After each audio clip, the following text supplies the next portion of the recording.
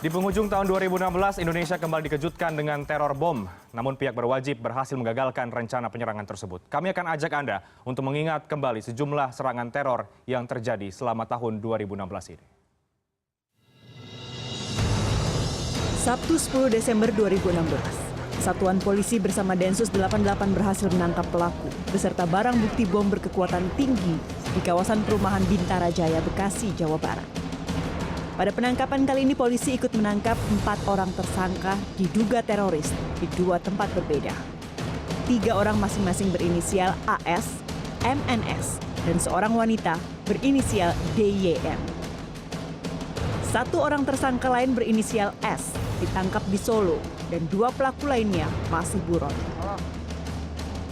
Dan ini bom high eksklusif ditemukan seberat 3 kilo. Ya, 3 kilo. Kalau ini misalnya dinyalakan itu kecepatannya ke tempat dari keledakan ini, dari bahan ini adalah 400 km per jam, 4000 km per jam. Ya. Dan ini kalau meledak, itu adalah radius 300 meter itu hancur semua. Dari penemuan kali ini, teroris melakukan perubahan pada pola penyerangannya dengan menugaskan seorang perempuan sebagai pengantin atau eksekutor. Menurut polisi, bom tersebut rencananya akan diledakkan di kawasan Istana Negara pada Minggu 11 Desember 2016. Menurut Kabak Mitra Divisi Humas Polri, Kombes Pol Awi Setiono, keempat pelaku tergabung dalam jaringan Jamaah Khilafah Daulah Nusantara yang berafiliasi dengan kelompok ISIS. Mereka diperintahkan oleh Bahrum Naim. Sepanjang tahun 2016, tidak sedikit teror yang menimpa Indonesia.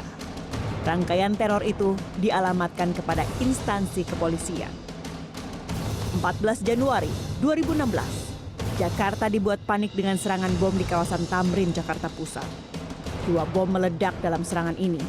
Yang pertama, di pos polisi, dan yang kedua adalah bom bunuh diri pelaku teror di area parkir Menara Cakrawala.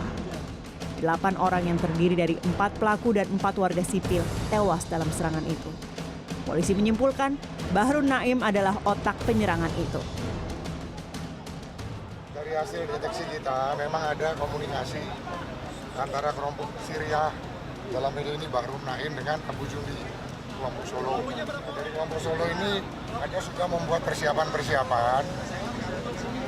dengan sel-sel anak-anak selnya untuk melakukan apa yang disebut dengan istilah konser bom, yang seharusnya akan dimainkan waktu malam tahun baru. Tetapi karena kita bisa antisipasi, kita bisa tangkap lebih dahulu, kita bisa amankan secara maksimal, maka baru kali ini mereka laksanakan. Namun demikian, 5 Juli 2016, Mapolres Solo, Jawa Tengah juga diserang. Dalam peristiwa itu, seorang pelaku bom bunuh diri tewas dan seorang polisi terluka. Polisi menyatakan Bahrun Naim lagi-lagi sebagai otak penyerangan. 20 Oktober 2016, seorang pemuda 22 tahun menyerang pos polisi di Cikokol, Tangerang. Sultan Aziansyah, tersangka tunggal dalam aksi itu, menyerang Kapolsek Tangerang dan 4 rekannya yang tengah bertugas dengan senjata tajam.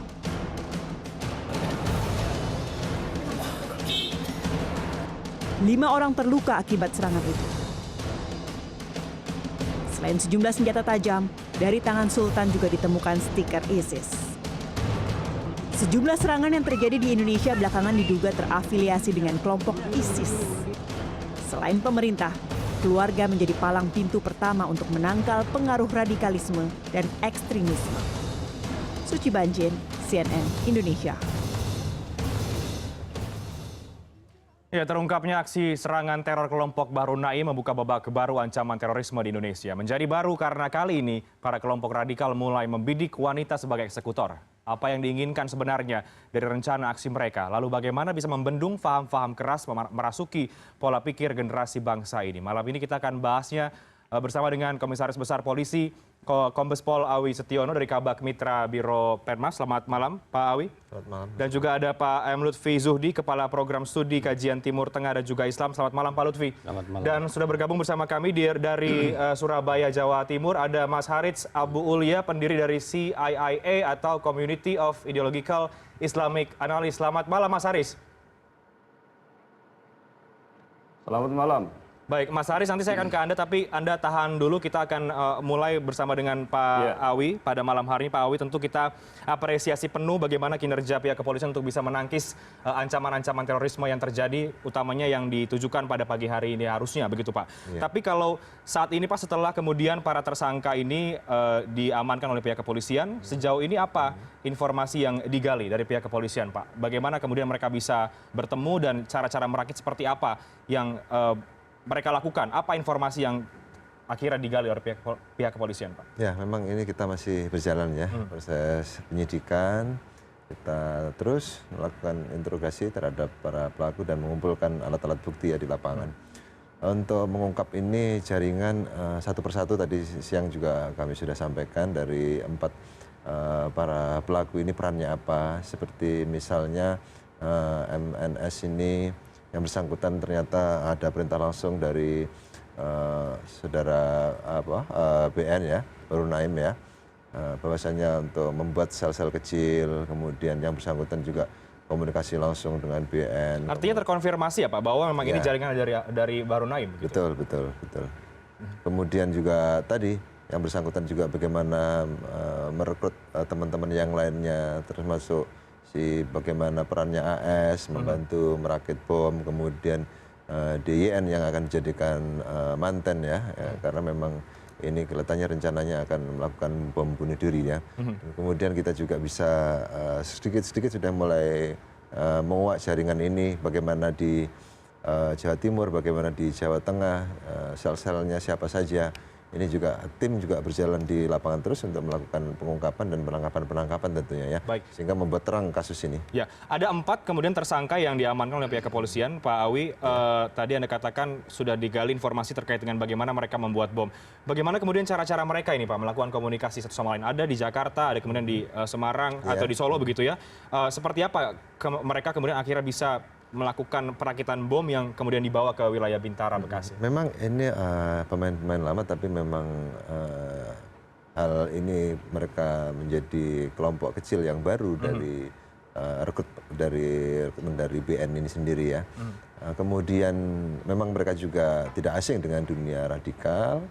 Kemudian dengan mudahnya BN ini merekrut dan menjadikan mereka-mereka ini martir nanti ke depan untuk melakukan bom bunuh diri ini. Kemudian komunikasi mereka juga selama ini melalui medsos, termasuk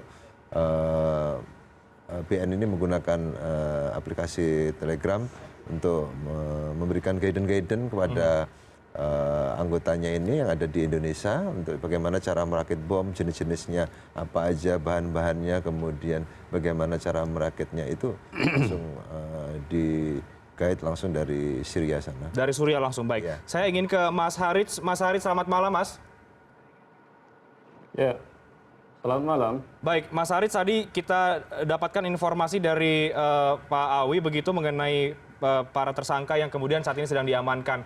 Dari apa yang terjadi kemarin, penangkapan terhadap 3 pelaku di wilayah Bintara dan juga 1 orang di wilayah Solo, saya ingin tahu apa tanggapan Anda, Mas Haris, mengenai penangkapan ini. Ada informasi bahwa ini merupakan jaringan kuat dari Bahru Naim. Yang pertama ya, di kalangan para pengamat, jadi mereka sudah mendengar memang ada plan serangan pada bulan Desember, dan apa yang dilakukan oleh aparat saya melihatnya ini adalah langkah preventif. Cuman begini, kalau aksi ini juga dikaitkan dengan Bahru Naim, itu saya melihatnya ini adalah sudah justifikasi ya, dan kita juga tidak mengerti bagaimana cara mengkonfirmasi kepada Bahru Naim yang tidak ada di Indonesia. Dia kan posisinya di Suriah. Dan dia bisa komunikasi memang dengan orang-orang di Indonesia melalui internet. Tapi sekali lagi bahwa untuk menjudge bahwa posisi dia sebagai decision maker dari rencana-rencana serangan itu masih perlu pembuktian. Apalagi kalau kemudian dilihat pada perspektif ini adalah aktivitas terorisme, jadi ini perlu bukti yang lebih lagi. Pada kasus yang terbaru ini misalkan ada seorang yang bernama Abu Izzah, Kebetulan dalam beberapa kesempatan sempat kita diskusi terbuka, diskusi publik ya, dia menjadi host dan saya juga hadir. Saya mengenal dia, yang saya tahu dia tidak terhubung dengan Bahru Naim. Bahkan Bahru Naim memang tidak kenal dia. Baik, artinya Anda meragukan bahwa Dan ini saya terkait juga, dengan jaringan Bahru Naim begitu Mas Haritz? Iya, saya melihatnya apa yang disampaikan Pak Awi atau pihak polisian masih sebatas hipotesa dan ini perlu pembuktian lebih jauh. Karena memang fakta yang saya tahu, contoh misalkan Abu Izzah yang dianggap orang yang mensuplai atau kemudian terlibat perakitan bom rice cooker ini, orang yang nggak pernah jadi kenal dengan Bahru Naim. Entah kemudian kalau di dunia maya setelah dia pindah di Suriah kemudian ada komunikasi. Jadi karena memang fakta empiriknya pernah kemudian saya ketemu Abu Izzah dan juga kemudian juga bicara dengan Bahru Naim sebelum dia pergi ke Suriah. Dua orang ini adalah orang yang tidak saling kenal, jadi tidak tahu. Bahkan kemudian saya meragukan kalau kemudian Abu Izzah itu punya kemampuan untuk merakit bom. Ini orang adalah tipikalnya adalah pendidik. Ini orang yang suka lebih sibuk mengkaji pengetahuan-pengetahuan Islam dan dia juga ada latar belakang pendidikan yang cukup. Baik, Mas Haritz, tadi Anda katakan sudah memprediksi begitu akan ada serangan di bulan Desember atau mendengar ini. Sejauh mana Anda mengetahui kemudian ada dugaan-dugaan serangan pada bulan Desember dan mengapa kemudian Anda tidak mencoba untuk mengkomunikasikan dengan pihak kepolisian jika memang benar ada serangan yang memang akan dilakukan pada bulan Desember, Mas Haritz? Itu persoalan pribadi ya, dan kita sudah sempat komunikasi dan diskusi masalah ini dengan beberapa pihak, dan tentu kita hanya sebatas memberikan masukan-masukan karena juga spekulasi bisa iya bisa tidak. Tapi dari analisa yang kita lakukan memang potensi serangan itu sangat terbuka pada bulan Desember pasca serangan pada bulan November kemarin di Samarinda. Itu yang saya tahu, dan pada akhirnya kemudian muncul peristiwa ditangkapnya berapa orang ini. Baik, saya ingin kemudian membahas lebih jauh lagi ini terkait dengan nama Bahru Naim yang tadi juga diragukan oleh pihak dari Mas Haritz begitu, Pak Awi. Ada tanggapan terkait dengan keraguan dari sejumlah kalangan yang mengatakan bahwa tidak mungkin atau sulit sepertinya dikaitkan dengan kelompok-kelompok Bahru Naim begitu, karena Bahru Naim sendiri ada di Suriah posisinya. Tidak ada masalah karena memang dunia ini sudah tidak ada batas lagi, Mas ya, karena dengan adanya globalisasi, dengan teknologi informasi yang luar biasa sekarang ini sudah tidak ada jarak lagi, dan fakta-fakta di lapangan yang kita ketemukan demikian kan. Ini kan kita kerjakan bukan 1-2 hari. Gitu loh. Ini jadi kan sudah ada proses minggu-minggu, berbulan-bulan anggota kita melakukan penyelidikan kasus ini, termasuk ya mohon maaf ada operasi-operasi intelijen yang kita tidak bisa sampaikan di publik ya, karena memang kembali lagi kita harus dalam kasus ini, dalam penegakan hukum tentunya kan kita bicaranya adalah fakta-fakta hukum yang akan kita bicarakan. Baik, saya ingin ke Pak Lutfi ini mengenai bagaimana kemudian proses penjaringan ataupun perekrutan dari Suriah ke Indonesia terkait dengan banyaknya jaringan-jaringan radikal yang kemudian dikaitkan dengan kelompok Bahru Naim. Tadi diragukan Pak Lutfi, karena Bahru Naim sendiri ada di Suriah, bagaimana kemudian bisa membangun jaringan di Indonesia. Tapi jawabannya nanti Pak Lutfi usai jeda, kami akan segera kembali usai jeda, tetaplah bersama kami di CNN Indonesia Prime News.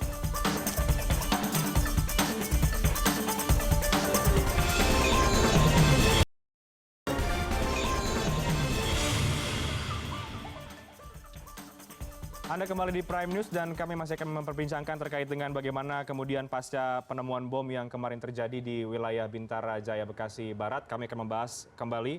Saya ingin ke Pak Lutfi. Pak Lutfi, tadi dikatakan bahwa ini kan Bahru Naim ini yang kemudian menjadi terduga kuat, menjadi otak di balik penemuan bom ini dan juga aksi-aksi teror lainnya masih ada di Suriah begitu Pak. Tapi bagaimana kemudian bisa dilakukan sebuah perekrutan, pola-polanya seperti apa sih Pak? Kemudian dari Suriah bisa lintas negara ke Indonesia dan ini sepertinya terus melebar di wilayah-wilayah di Indonesia, Pak Lutfi. Ya, sebetulnya kalau kita lihat perkembangan terakhir ya, basis-basis kekuatan ISIS sudah digempur ya. Yang terakhir kalau di Syria kan di Raqqa. Ya. Yang menurut informasi Bahru Naim ada di Syria, kemungkinan dia ada di Raqqa itu. Memang belum digempur betulan karena kemarin mau dipersiapkan apa namanya kerjasama antara Amerika sama Turki ya. Ya. Tapi kemudian ada selisih perbedaan pendapat di situ. Jadi tidak lanjutkan. Tetapi perkembangan hal ini juga membuat banyak kemungkinan besar mereka juga kan sudah diumumkan ada 53 yang pulang ke Indonesia. Tapi saya kira bisa lebih itu. Dan jangan lupa bahwa yang berangkat ke sana juga tidak hanya laki-laki. Bahkan kalau dari Tunis itu kebanyakan malah perempuan. Nah, ya. dalam kajian Anda seperti apa kemudian pola perekrutan hingga akhirnya banyak, katakanlah ada sebagian dari warga negara Indonesia yang kemudian datang ke Syria untuk kemudian datang langsung belajar di sana, dalam tanda kutip? Enggak, kalau beda. Kalau belajar itu memang itu orang belajar saja, tidak ada hubungannya dengan ISIS. Sampai sekarang pun masih ada. Ya, yang ingin bergabung dengan ISIS, Ya, katakan. ya. Itu ya mereka memang melalui jaringan. Jadi kalau tadi diperdebatkan tentang bahwa ini jaringan BN atau bukan ya, menurut saya tidak terlalu penting. Tetapi memang bahwa leader itu harus ada, bahwa itu perintah itu harus ada. Nggak mungkin mereka berangkat atau melakukan dengan sendirinya. Nah ini memang menjadi pertanyaan, apakah perintah itu datang dari Jakarta ya? Kalau kita lihat itu jaringan yang sedang bekerja kuat itu kan termasuk Aman Abdurrahman sama Baru Naim. Tetapi kalau Aman kan dia posisinya di Nusa Kambangan. Berarti kalau dia bisa merintah dari situ berarti bocor dong. Ya. Gitu. Nah, oleh karena itu kalau bagi saya tidak terlalu penting. Kalau tadi bahwa apakah ini Baru Naim bisa merintah dari sana, saya kira dunia maya sulit untuk dibatasi ya. Bisa juga mereka menggunakan kode-kode tertentu melalui jaringan mana kemudian bisa sampai kepada mereka. Nah inilah kemudian yang dibaca oleh pihak kepolisian, begitu Pak Awi? Ya betul, memang mereka komunikasi menggunakan dunia maya. Ya. Baik, saya ingin kembali ke Mas Haritz. Mas Haritz, Anda kemudian tadi mengatakan agak meragukan ini kalau ini merupakan jaringan dari Baru Naim. Tapi kalau dari perspektif Anda sendiri, siapa kemudian dugaan Anda orang-orang yang tertangkap ini? Yang 3 orang kemarin di Bintara dan juga 1 orang di Solo. Apakah Anda juga secara pribadi cukup mengenal dengan keempat tersangka ini, Mas Haritz?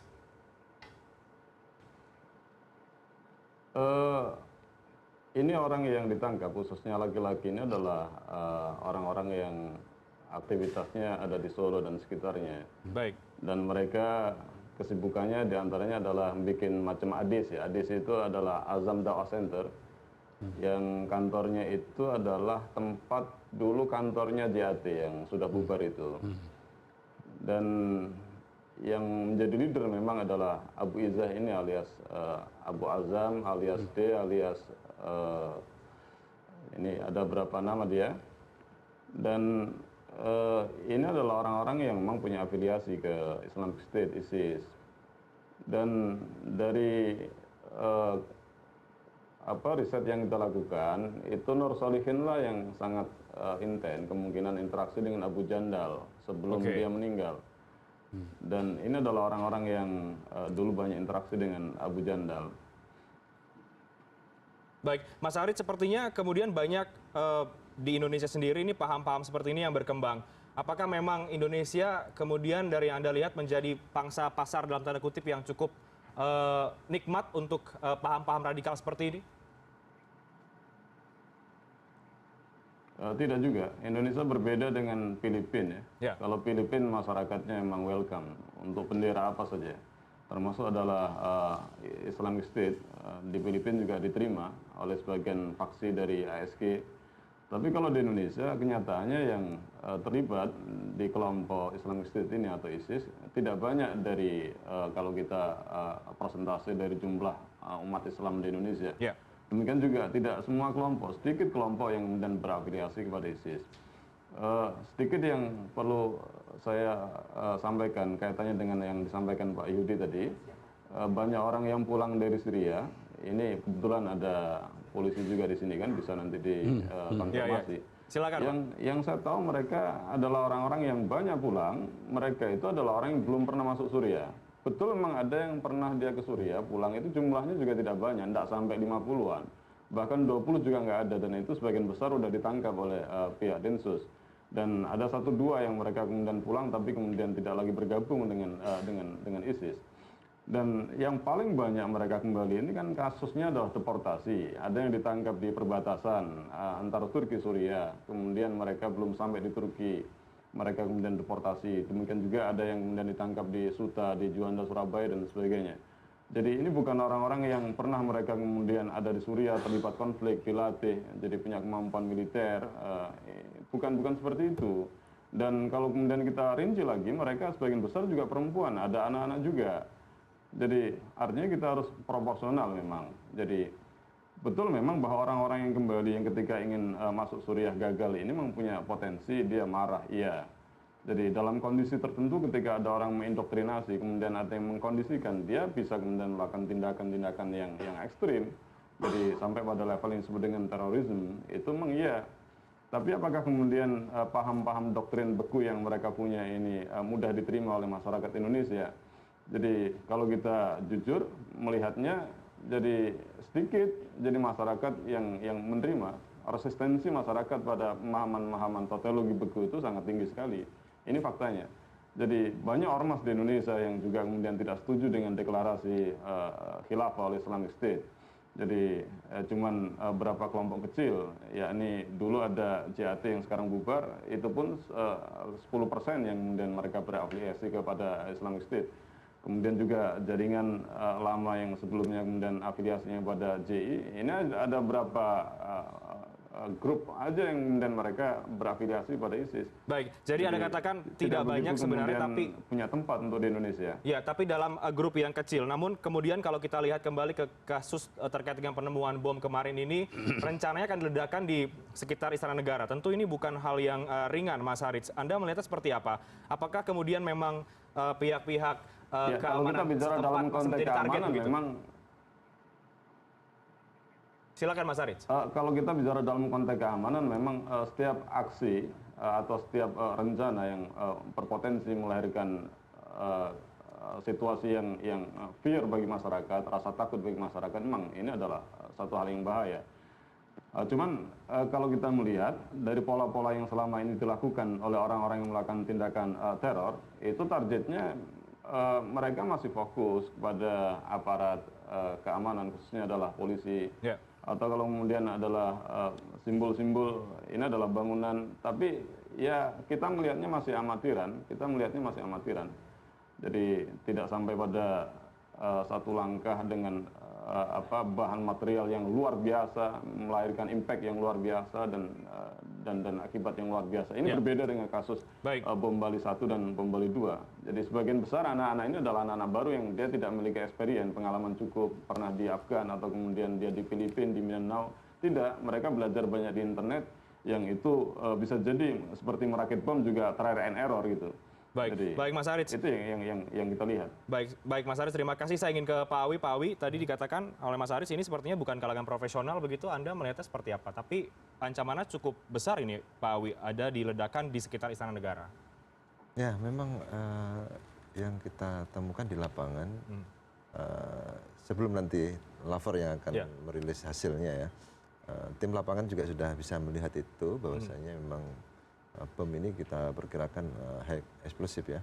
3 kg begitu beratnya, Pak Awi? Ya kurang lebih karena memang besar rice cookernya, kemudian tempatnya sendiri itu kan kita bisa ukur yang namanya juga perkiraan itu.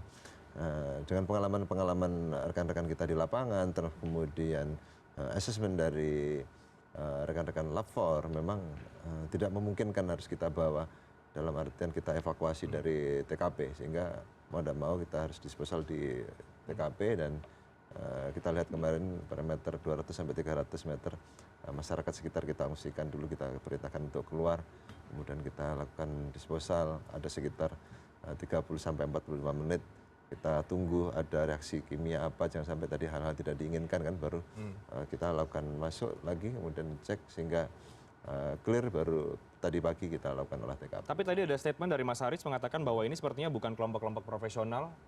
Pak Awi, Anda bagaimana menanggapi ini? Kalau memang bukan kelompok profesional? Saya tidak pada posisi untuk mengomentari profesional tidak profesional ya, tetapi kita lihat dari ancaman nyata yang ada di mata kita. Untuk menangkis terorisme begitu ya Pak? Betul, memang ada. Aksi teror ini ada dan faktanya kita lihat gitu loh. Baik, saya ingin ke Pak Lutfi. Pak Lutfi, Anda melihat ini seperti apa? Kemudian kita tahu bahwa calon pengantinnya dalam tanda kutip ini adalah wanita ini ya. Artinya ini satu babak baru dalam ancaman terorisme di Indonesia. Ini menjadi satu strategi barukah atau memang sudah terbaca akan seperti itu? Kalau untuk tingkat dunia, saya kira tidak baru ini ya. Oke. Kasus Perancis ada yang wanita. Tetapi untuk Indonesia ini termasuk baru. Oleh karena itu, mungkin pihak kepolisian yang berwenang, ya BNPT itu perlu melangkah lebih jauh lagi untuk melakukan deteksi-deteksi lebih awal. Ya. Karena mendeteksi wanita kelihatannya lebih susah daripada mendeteksi Karena biasanya di belakang layar begitu. belakang layar. Terus kemudian mereka juga biasanya berjalan secara bergerombol ya. Ya. Nah ini terus kemudian juga gestur wanita itu tidak mencurigakan gitu. Beda dengan laki-laki dan saya kira ini yang menjadi catatan kita. Dan juga ancamannya kalau wanita itu kemungkinan adalah lebih ke dekat-dekat masyarakat sipil ya. Ya. Meskipun juga ancaman dari terorisme ini masih mengarah kepada aparat ya. Tetapi karena dia posisinya biasanya bergerak di wilayah sipil, wilayah anak-anak, wilayah ibu-ibu, ini mungkin kalau terjadi sebuah peledakan bom tentu akan membawa akibat yang lebih fatal daripada seorang laki-laki. Ya.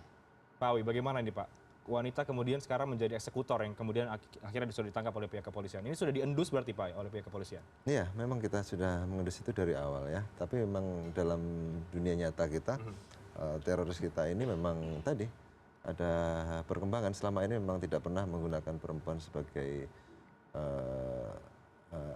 untuk mantennya ya. Baru kali ini kita ketemukan itu dan data-data yang kita dapatkan di lapangan kan memang menyatakan demikian bahwasanya memang saudari YDN ini memang rencana DYN ya, DYN ini memang rencana menjadi temanten dan itu kita buktikan dengan surat-surat termasuk yang surat wasiatnya tadi. Kemudian dari hasil fakta-fakta di lapangan pengumpulan informasi juga demikian. Tentunya ini hal yang baru yang tentunya juga kalau dalam dunia teroris memang di luar negeri memang banyak sudah kita lihat ya, bahkan perempuan, anak-anak pun juga ada ya pelaku-pelaku pembunuh diri ya. Ini juga menjadi perhatian kita bersama tentunya bahwasanya hal-hal yang demikian juga memungkinkan perempuan juga menjadikan martir di yang paling depan ya untuk menjadi pelaku teror. Karena memang ke depan juga kita tentunya juga harus lebih waspada karena memang tadi disampaikan pembicara terdahulu bahwasanya nanti perempuan itu mungkin kita lebih sulit mendeteksinya ya karena memang Artinya ke depan harus gesturnya itu kan beda dengan Iya. laki-laki gitu loh. Yang bersangkutan itu digendong dalam bajunya pun kita tidak menyangka kalau berarti itu ke depan akhirnya pihak kepolisian harus bukan atau mengantisipasi ransel kan, artinya. betul. Bisa juga kan dalam posisi mungkin hamil kan Ya. sangat rentan juga kita petugas kalau petugasnya lelaki Nggak mungkin kita meriksa. melakukan pemeriksaan kan. Baik, saya ingin ke Mas Haris. Mas Haris, Tapi Pak Awi perlu Ya. dicatat itu Pak Awi ya. Perlu dicatat frase-frase yang diungkapkan itu nanti bisa mendiskreditkan atau kemudian menimbulkan kecurigaan pada orang-orang yang mengenakan pakaian jilbab. Jadi jilbab yang lebar atau jubah atau gamis atau kemudian mereka menggunakan niqab atau cadar gitu. Jadi karena memang kita jujur bahwa militansi itu milik siapa saja, tidak hanya laki, tapi juga perempuan juga memiliki militansi. Baik. Dan punya potensi juga sebagaimana laki-laki untuk melakukan aksi-aksi. Ya kita sudah punya sampel, contoh misalkan di Poso, itu istri Santoso juga berani masuk ke hutan, terlibat jadi konflik. Kemudian istri Ali Kalora juga demikian, sekalipun dalam keadaan hamil seperti itu. artinya ini Anda lihat Jadi, bukan hal yang artinya baru Mas memang, Haris? Ya bukan hal yang baru. Dan sebenarnya di kalangan para pengikut ISIS itu ada perdebatan. Mereka sebagian besar tidak sepakat kalau perempuan itu dijadikan sebagai pengantin. Oke. Itu baru boleh dijadikan sebagai pengantin kalau tidak ada lagi laki-laki. Jadi mereka dari sisi doktrin, jadi keyakinan sama punya, tapi kan tidak kemudian semua berani. Lah pada keadaan-keadaan tertentu itulah kemudian muncul ada model wanita tertentu yang kemudian dia menawarkan diri. Jadi atau kalau tidak kemudian ada suami yang mengindoktrinasi, yang mendorong untuk melakukan amaliyah-amaliyah yang mereka sebut dengan istishad. Jadi artinya begini, potensi tindakan ekstrim itu bisa datang dari siapa saja. Jadi dan yang perlu dicatat bahwa tidak hanya persoalan indoktrinasi teologi yang beku, tapi juga ada komplement yang lain. Ini faktornya sangat kompleks. Bisa jadi tingkat emosi yang sangat labil, mental yang labil, kondisi ekonomi juga berpengaruh, kemudian hubungan dengan lingkungan sosial juga tidak bagus. Ini menjadikan dia teralienasi dan kemudian pada jalan buntu kadang-kadang dia nekat berani untuk melakukan seperti itu. Jadi mereka yang berafiliasi dengan ISIS ya rata-rata diindoktrinasi dengan keyakinan-keyakinan yang beku, tapi kan kenyataannya tidak semua mereka berani untuk melakukan. Ya. Jadi tidak berani melakukan semua, 1-2 orang gitu. Kadang-kadang kemudian contoh misalkan kalau informasi yang saya dengar, Dian ini asli Cirebon ini adalah mantan istri dari salah seorang tokoh dari kelompok yang dilabeli teroris, yakni Nurdin M. Top. Jadi dan ini adalah sejarah penting bagaimana seorang itu mengendap dalam dirinya resistensi pada aparat keamanan atau kemudian pemerintah, dan apalagi kemudian ada yang mengkondisikan, jadi mendorong dia untuk melakukan, maka bisa saja kemudian dia menerima. Jadi dan kemudian berani untuk menjadi pengantin. Jadi banyak faktor sebenarnya. Jadi baik. tidak semata-mata karena faktor pemahaman yang dimiliki oleh seorang. Ya, baik. Pak Awi, bagaimana Anda melihat ini, Pak? Artinya kemudian pemburuan terhadap kelompok-kelompok ISIS di Indonesia ini harus lebih ekstra lagi, karena tidak lagi kemudian hanya laki-laki ataupun perempuan yang kemudian akhirnya ini menjadi pengantin yang baru. Sejauh mana sih Pak kemudian pihak kepolisian ini sudah melakukan pemburuan terhadap kelompok-kelompok ISIS yang berkembang di Indonesia? Oh ya, kita tentunya ada payung hukum ya, kita ada rambu-rambu untuk menangani itu. Tentunya tadi disampaikan bicara terdahulu juga kita tidak akan gegabah ya nanti terus menjustis kalau bahwa perempuan yang menggunakan tidak sangat tidak berlaku untuk di kepolisian. Kita sangat profesional, kita ada undang-undang yang mengaturnya, dan bahkan kita juga bisa anggota kita kalau melakukan kesalahan pun bisa diperiksa terkait dengan hal itu. Kita harus menghormati hak asasi manusia ya. Dan sekali lagi kita sangat profesional untuk itu. Makanya tadi saya sampaikan ada hal-hal yang secara fakta tidak bisa kita ungkapkan. Kegiatan-kegiatan namanya juga kegiatan intelijen ya. Bahwasanya anggota-anggota kita di lapangan membuntuti jaringan-jaringan ini ya, iya memang kita tahu, kita memetakan itu gitu loh. Karena tidak gegabah ya, tidak main langsung tangkap sana tangkap sini, tidak. Pasti ada bukti permulaan yang cukup untuk melakukan penangkapan itu, dan itu bisa diuji di mana, di pengadilan. Begitu. Jadi jangan khawatir. Proses penegakan hukum itu kita masih bisa dikontrol dan masih diawasi, dan bisa kita langsung cek, nanti kita bisa ajukan tuntutan kalau memang ada hal-hal yang di luar dari SOP atau di luar dari peraturan perundang-undangan yang ada. Baik, nanti kita akan bahas lebih lanjut lagi Pak Awi, Pak Lutfi dan juga Mas Haris. Akan sangat profesional lagi Pak Awi. Ya. Baik Mas Haris, tahan dulu komentar Anda karena kami lebih profesional lagi kalau Baik, Mas Haris, tahan dulu informasi Anda ataupun komentar Anda karena kami akan segera kembali usai jeda. Nanti kita akan lanjutkan kembali setelah bersama kami di CNN Indonesia Prime News.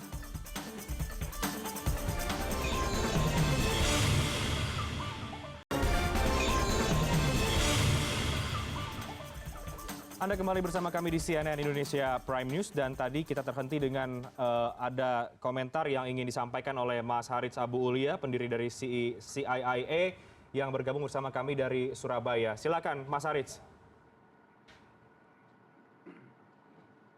Ya, saya ingin melanjutkan apa yang disampaikan Pak Awi. Lebih profesional lagi kalau pihak polisian pada kasus-kasus terorisme atau seperti kasus bom kali ini, itu untuk menahan diri tidak mengeluarkan hipotesa-hipotesa yang kemudian di-quote oleh media dan menjadikan masyarakat juga kadang-kadang confused, bingung. Jadi masyarakat susah untuk membedakan mana fakta dan mana opini, mana realita dan mana propaganda. Baik, jadi mereka tidak pernah bisa melihat ke TKP langsung dan sebagainya. Baik, tapi kalau kemudian hipotesa ini sudah berdasarkan dari penyelidikan, dari intelijen, selama berminggu-minggu, berbulan-bulan begitu, Anda juga kemudian masih berpendapat ini adalah akan lebih baik bahwa pihak kepolisian tidak memberikan hipotesa-hipotesa begitu. Ini kan sudah ada prosesnya begitu, Mas Haris. Ya, sebagaimana kebiasaan. Jadi kalau kemudian hasil penyidikan itu clear, jadi dan kemudian itu sudah seperti yang Pak Awi bilang, misalkan ada hitam di atas putih, kemudian itu resmi hasil dari proses penyidikan dan sebagainya, itu baru bisa sampaikan. Ini artinya ada konsekuensi hukum gitu. Jadi misalkan si fulan ini terduga ditangkap, jadi ada dugaan begini dan begitu. Kita belajar dari kasus-kasus sebelumnya kan juga kemudian ternyata ada orang yang ditangkap dengan label terduga, pada akhirnya kemudian dilepas setelah penyidikan. Dan ini satu contoh saja. Jadi makanya seringkali kemudian saya melihatnya, jadi anggap saja ini adalah sebagai kritik, polisi dengan cepat membuat satu kesimpulan, jadi sementara ada peluang spekulasi di dalamnya bahwa kesimpulan itu bisa benar, bisa salah. Jadi dan akan lebih bijak kalau kemudian menahan diri, tidak kemudian menyampaikan banyak hipotesa atau kemudian statement-statement yang bisa melahirkan kebingungan masyarakat. Contoh misalkan pada kasus bom ini, jadi kalau kita monitoring secara intens di media, bagaimana komentar-komentar masyarakat yang kritis. Jadi kalau bom ini kemudian diceritakan dugaannya bisa jadi besar sekali akibatnya, radius 300 meter dan sebagainya. Begitu kemudian sebagian dari material itu diledakkan oleh polisi, ternyata kemudian kos-kosannya juga tidak hancur. Jadi tidak seperti impact ledakan dari tabung LPG dan sebagainya.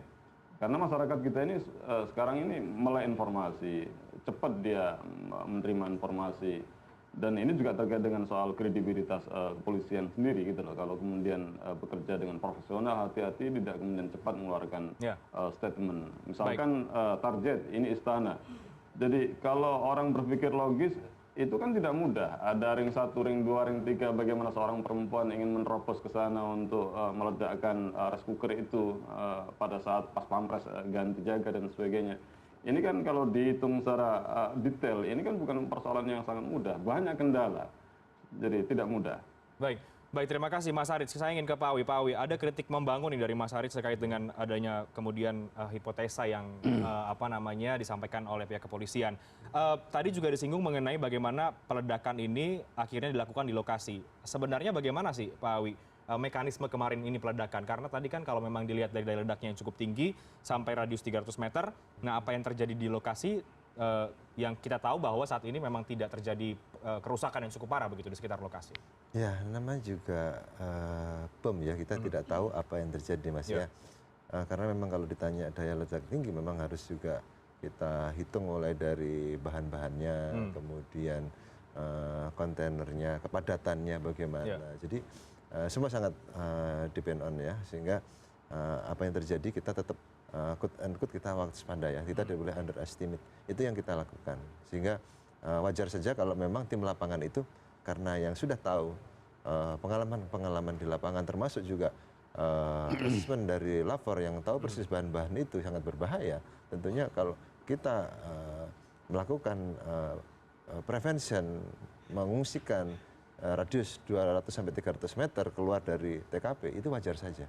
Karena memang nanti kalau terjadi apa-apa pun kita juga yang disalahin.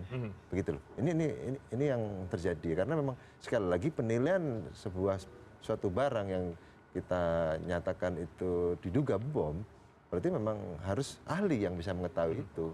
Jadi kalaupun nanti terus kemudian disposal ternyata ledakannya tidak sampai seperti apa yang kita harapkan, hancur semuanya kan, kita juga tidak berharap itu. Dan lagi nanti berarti akan ada keterangan dari pihak kepolisian nanti setelah adanya lapor begitu Pak Awi? Oh iya, nanti tetap kita hitam di atas putih, kita akan tunggu itu dari lapor ya, karena memang mereka yang punya kompetensi untuk melakukan penelitian, pemeriksaan bahan-bahan apa yang ditemukan di TKP tadi siang.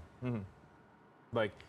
Saya ingin ke Pak Lutfi. Pak Lutfi, melihat kemudian ini terlepas dari jaringan Bahru Naim kah atau pola-pola perekrutan dan juga adanya wanita ataupun pria misalnya yang juga menjadi pengantin dalam tanda kutip ya. Tadi kalau kata Mas Haris katakan ini siapapun juga bisa untuk memang menjadi seorang pengantin meledakan bom begitu. Tapi kemudian kita lihat ini arahnya terus-menerus kalau kita bandingkan dengan misalnya dari bom Tamrin begitu ya.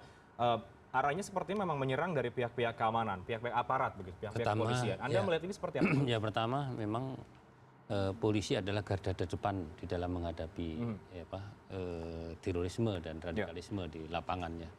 sehingga balasan pun atau ancaman kepada polisi juga. Tetapi yang akan saya tambahkan adalah kalau kita lihat genealogi ya para pelaku atau yang akan melakukan bom ini, itu kan ada kaitannya dengan para terorisme sebelumnya. Nah, saya kira di sini mungkin rehabilitasi para pelaku teror ini mungkin perlu dikuatkan kali ya. Karena Bahru Naim sendiri kan dulu sudah pernah ditangkap, pernah masuk penjara, kemudian lepas lagi, kemudian juga pergi ke Syria kan gitu. Artinya dianya orang itu juga. Jadi mungkin rehabilitasi ini polisi bukan hanya dengan BNPT kan pencegahan. Tapi kemudian rehabilitasi ini kelihatannya masih belum ada. Mestinya di situ kemudian menggandeng kementerian lain, mungkin Kementerian Sosial atau Departemen Agama dan para ulama. Jadi saya pernah melakukan sebuah FGD di situ dihadiri oleh BNPT, dihadiri oleh para tokoh. Itu yang mereka ungkapkan adalah selama ini para ulama belum diajak dengan baik. Itu dengan MUI juga kita ajak begitu, mereka mengungkapkan itu. Nah, ini oleh karena itu rehabilitasi ini yang perlu seperti katakan tadi, kalau benar itu Dian tadi ya, itu adalah mantan istri Nurdin M. Top. Itu ada hubungannya gitu kan. Artinya orang-orang yang ada di sekitar itu perlu direhabilitasi dan kemudian perlu dibimbing ya di dalam ekonominya, sosialnya, ideologinya. Gitu. Jadi faktor memang bisa begitu luas. Ini mungkin ya ini perlu langkah yang begitu banyak ya. Dan itu bukan hanya pekerjaan polisi sebetulnya. Pekerjaan masyarakat juga perlu dilibatkan dalam hal ini. Nah, melihat kemudian bahwa jaringan ISIS ini bisa berkembang di Indonesia dengan ada sejumlah kejadian-kejadian dan juga kelompok-kelompok radikal ini, apa Anda juga melihat hal yang sama bahwa memang ISIS ini kemudian memang punya satu komunikasi yang cukup baik dalam hal untuk membangun jaringan di Indonesia? Ya, sebetulnya kalau kita lihat jaringan yang mereka di Indonesia itu kan memang sebetulnya juga ada, walaupun juga tidak sebesar ya yang di negara-negara lain. Indonesia kan sebagai sebuah masyarakat Muslim terbesar di dunia itu juga terkontaminasi oleh gerakan-gerakan internasional juga. Baik. Ya. Baik, saya ingin ke Pak Awi. Pak Awi terakhir kemudian, tapi sebelum ke Pak Awi saya ingin ke Mas Haris dulu. Mas Haris terakhir, Mas Haris, jadi kalau dari perbincangan kita sejak sejak malam tadi begitu sampai dengan saat ini, apa yang ingin Anda sampaikan Mas Haris terkait dengan penemuan dari 3 tersangka, 4 tersangka dan juga penemuan bom? Tadi Anda sedikit meragukan bahwa ini merupakan kelompok Bahru Naim. Apa yang kemudian Anda ingin sampaikan? Kalau kita paham doktrin yang disampaikan oleh ISIS, maka potensi-potensi teror ke depan akan selalu ada. Baik. Mereka tidak bergantung pada figur lagi, mereka tidak bergantung pada perintah komandan atau amir mereka.